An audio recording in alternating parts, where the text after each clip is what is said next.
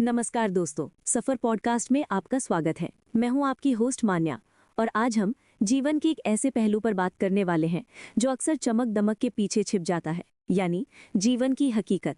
हम अक्सर सिर्फ सफलता देखते हैं, पर उस सफलता को पाने के लिए जो संघर्ष, जो असफलताएं और जो कठोर सच्चाइयां झेलनी पड़ती हैं, उन्हें भूल जाते हैं।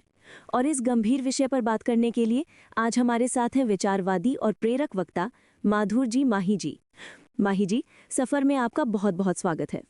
धन्यवाद मान्या। मुझे यहाँ आकर बहुत खुशी हो रही है। ये विषय वाकई बहुत जरूरी है, क्योंकि आज की पीढ़ी सिर्फ फिनिश लाइन देखती है, स्टार्टिंग लाइन पर खड़ी चुनौतियों को नहीं।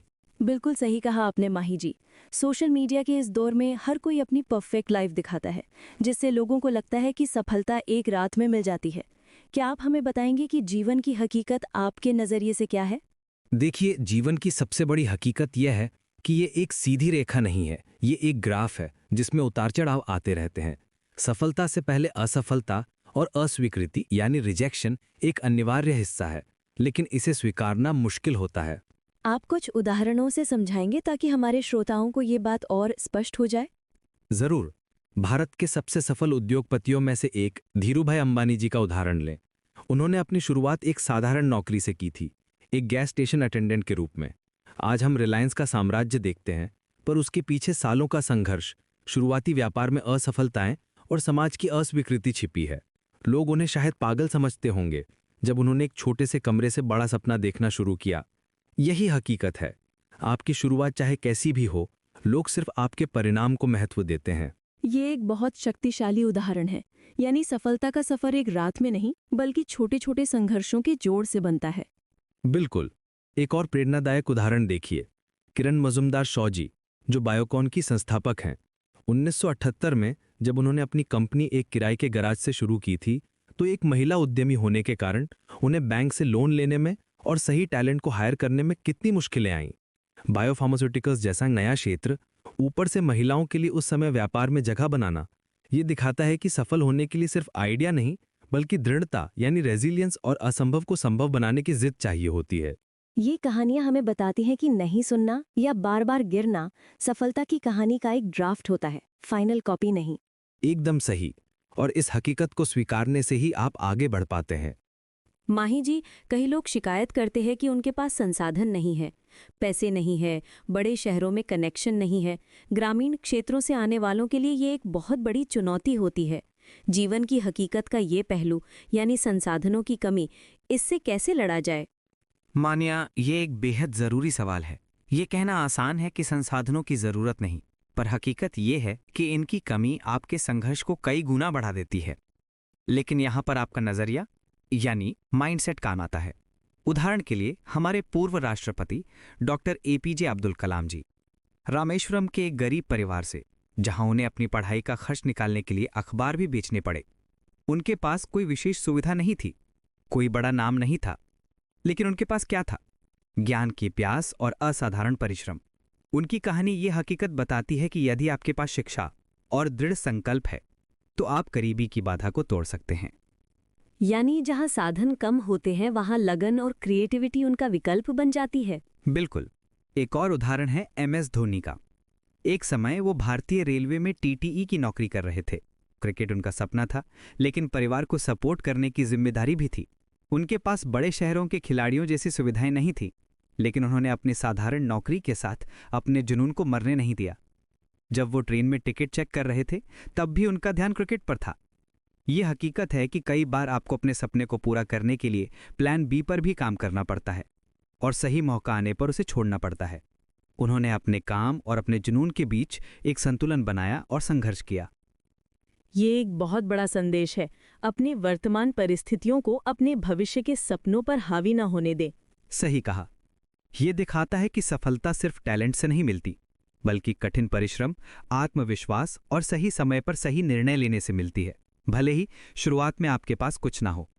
माही जी, जीवन में एक और हकीकत है, बदलाव। व्यापार हो या व्यक्तिगत जीवन, हमें लगातार खुद को बदलना पड़ता है।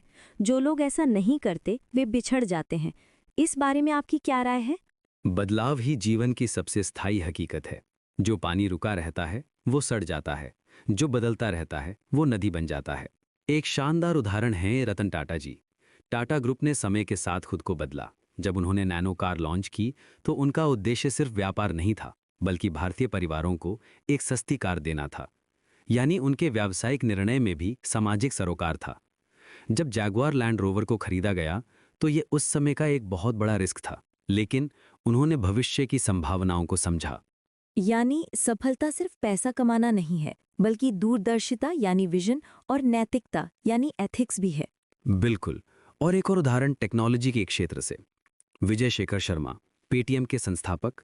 डिजिटल पेमेंट्स का उनका आइडिया एक समय में शायद बहुत लोगों को अजीब लगा होगा, लेकिन उन्होंने उस बदलाव को समझा जो भारत में आने वाला था, मोबाइल और इंटरनेट की क्रांति। उन्होंने जोखिम लिया, और हकीकत यह है कि आपको अपने समय से आगे सोचना पड़ता है। यदि आप बदलाव के लिए तैयार नहीं हैं, तो बाजार आपको पीछे छोड़ देगा। ये दिखाता है कि हमें हर परिस्थिति में सीखने और अनुकूलन के लिए तैयार रहना चाहिए। एकदम सही। जीवन की हकीकत यह है कि आपका आरामदायक जोन आपका सबसे बड़ा दुश्मन है। सफलता हमेशा अनकंफर्टेबल निर्णयों से आती है। माही जी, आज की बातचीत से हमारे श्रोताओं ने 3 बहुत महत्वपूर्ण हकीकतें सीखीं। असफलता को स्वीकारना, संसाधनों की कमी से लड़ना और बदलाव को अपनाना। अंत में आप हमारे श्रोताओं को कोई एक ऐसा संदेश देना चाहेंगे जो उन्हें जीवन की हकीकत को हिम्मत से जीने में मदद करे? मैं उन्हें अरुणिमा सिन्हा जी की कहानी याद दिलाना चाहूंगा।